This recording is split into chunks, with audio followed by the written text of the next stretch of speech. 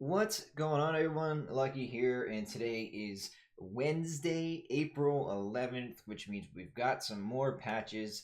That's 2 weeks in a row. They've now released content or updates on Wednesday, used to the Thursday, but looks like they might be changing their pattern here a little bit. But, anyways, this is kind of a lot of stuff here in this patch notes. I haven't even fully read it myself, so a lot of this will be the first time. Pretty good. So there's some good stuff. So this patch, let's get started. Calling all content creators. Basically, I'm not gonna read all this word for word. They're adding a replay system. I imagine that it works a lot like the old Call of Duty theater systems that we had in Call of Duty, and even like Halo. A couple like Halo games had it as well, where it saves your games. You can go back, you can watch, you can watch different angles and stuff. There's more to it later in the notes. And me, I'm personally excited for this. This is like huge. This is gold for content creators. Anyone that does montages, anyone that does, like skits or shorts, like these little videos that aren't just commentaries and playthroughs and, highlights or whatever. It's great. It's even good for funny moments because you can do some extra editing and it's awesome. It's a great thing to add. My only concern is that I hope it doesn't put a lot of stress or strain on the servers because they've already experienced a lot of this. So yeah. Let's see. So Port-a-Fort, basically you throw down this thing and it makes a fort. Interesting to see how that works and the exact details on that. But I'm sure it's down below. Two teams will clash in the updated 50v50. 50v50 is back. Some new skins for Save the World, which I'm sure we'll see some of these. We already have this one here, but I'm sure we'll see a couple of these other skins in game here over the next week or so. Neon weapons, some bug fixes. General wood, stone, and metal resources will now always be the first items in the inventory. Purchase V-Bucks now share between Xbox One, PC, and mobile. Login queue improvements. Bug fixes, just the login screen layout, fix a rare crash that occurred during logout, fixed PS4 players leaving their party after a match. They were playing with players on another platform. On PC, yeah, fix rare cases in which character parts were stretched unnaturally. Okay, so like the rabbit ears and with the Raven, it happened a couple times.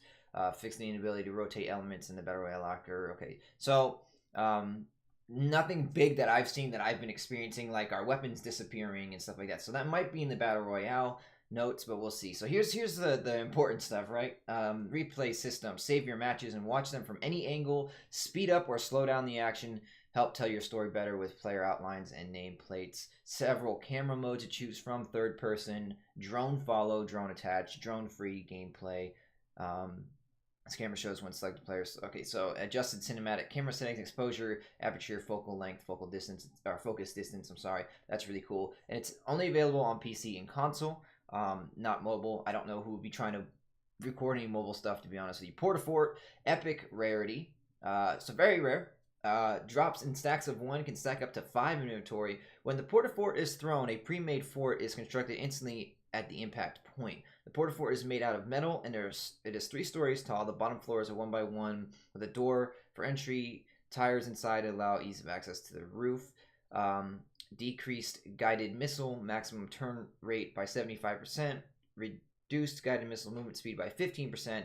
At a short equip time to many weapons, particularly those with slower rate of fire. This will reduce the effectiveness of quickly switching between weapons for high burst damage. Remove the reloading animation on the pump shotgun. Weapons affected are rocket launcher, hand cannon, revolver, tactical shotgun, pump shotgun, heavy shotgun, bolt action sniper, hunting rifle, and the crossbow. Adjusted item availability in vending machines. Reduced chance of chug by 50%. Wow, I've never even seen a chug jug in a vending machine. Increased chance of medium ammo weapons and rare vending machines by 100%. Wow. A reduced chance of explosive ammo weapons and rare. So I'm not going to go over the percentages here. Reduced drop rate of remote explosives in floor loot by roughly 33%. Hallelujah. Thank God. I'm so sick and tired of seeing so much C4 on the floor. It's so annoying. Updated medium ammo inventory icon to make it more easily identifiable. Okay, cool. Bug fixes. Fix weapons floating in the air under certain network conditions after quickly switching between items. Thank God. Let's see if they actually hold true to that. Maybe not. Because every time they say they fix things, it doesn't really last long. Guided missile weapon fixes. Eliminating a down player with a guided missile no longer reports as self-elimination. Picking up an item at the same time as firing a guided missile no longer causes the pickup item to disappear. I didn't know that was a glitch. That sucks. Firing a guided missile prior to the victory screen displaying will no longer prevent the player from returning to the lobby. Didn't know that happened. Players will now correctly spectate the player that eliminated them instead of spectating their own active missile. Fix an issue that caused players spectate a floating guided. Okay, fix an issue preventing players from firing guided missiles. So a lot of issues with the guided missile, and actually they tweeted out that they're temporarily removed from the game at this point. 11:38 a.m. Eastern time, they are temporarily removed because there is an issue with it. They're working on a fix. Fix an issue where the rare scoped assault rifle was incorrectly given an epic version in vending machines. I did not know that. Interesting. Fix an issue causing the loot llama to be empty in limited time mode. That sucks. Limited time mode 50v50 version 2. 2 teams of 50 fight. We know that. Due to being a large squad mode, profile stats will not be tracked. Daily and weekly challenges will still work, the exception of squad-based challenges. Storm and map. Players have 10 minutes to loot the map. Storm closes in. What? So storm and map. Each team has a bus approaching the island from opposite directions. On the map, the friendly bus has a blue outline. Enemy has red. Final storm circle visible on minimap at start. Oh wow, that's pretty cool.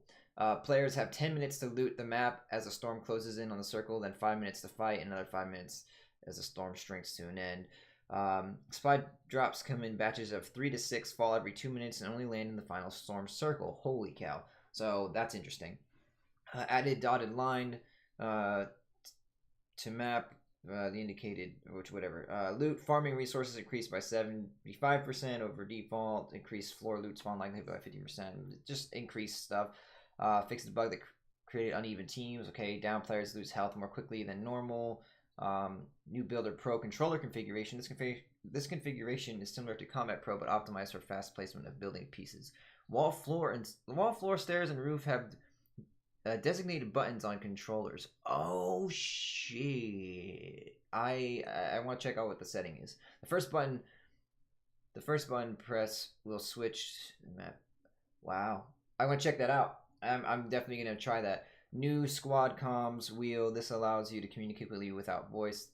Okay, the loot llama can now be opened through destruction as well as interaction.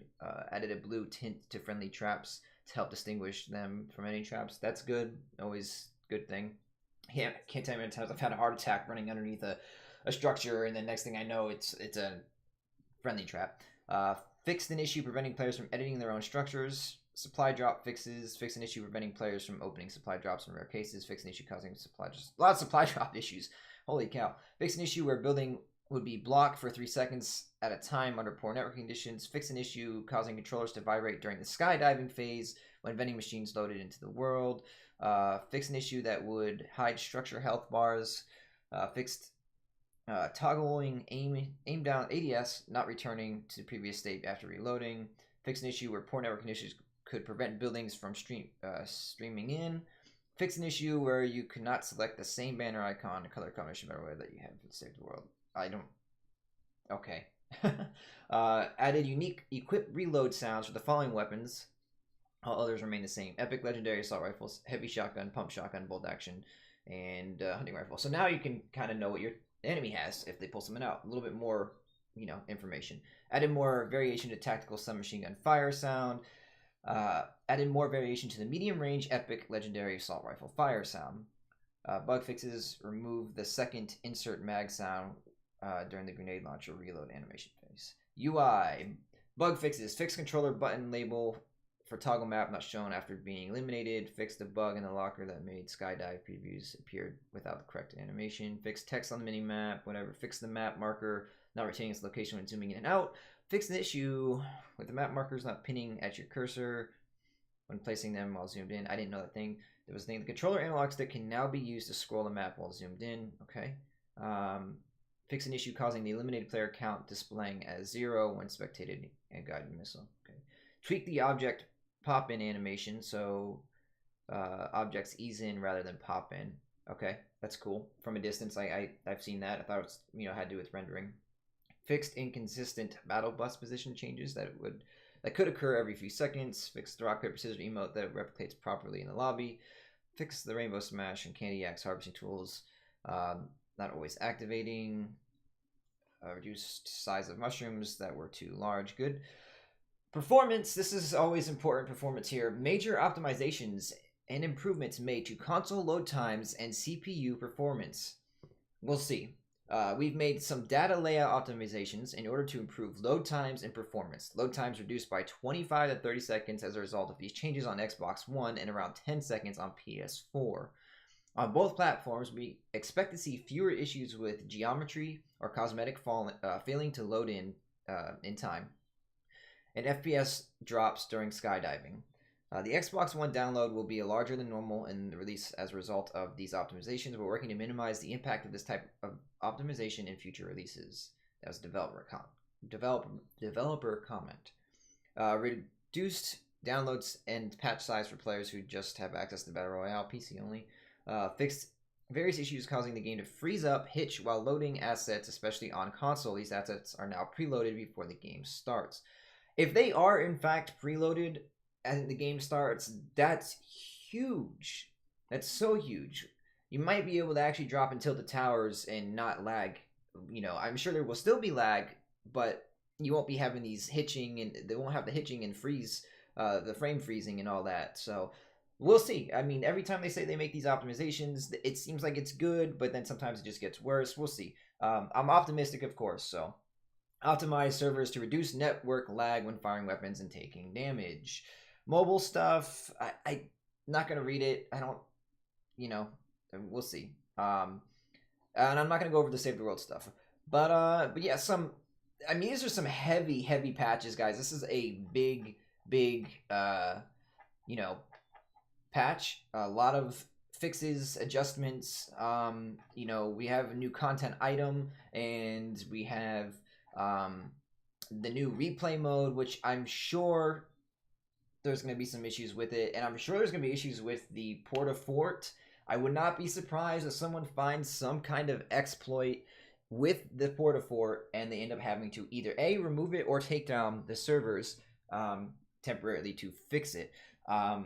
So I hope that doesn't happen, but I wouldn't be surprised. It just seems like something that can very easily be cheesed and would be something that could create an exploit. So other than that, guys, I appreciate you guys watching. Hope you took some information from this, and hopefully it helps you guys that maybe don't know that don't read the patch notes and just want to hear me read them or go over some stuff and whatever. So I appreciate you guys watching, and I'll catch you all later.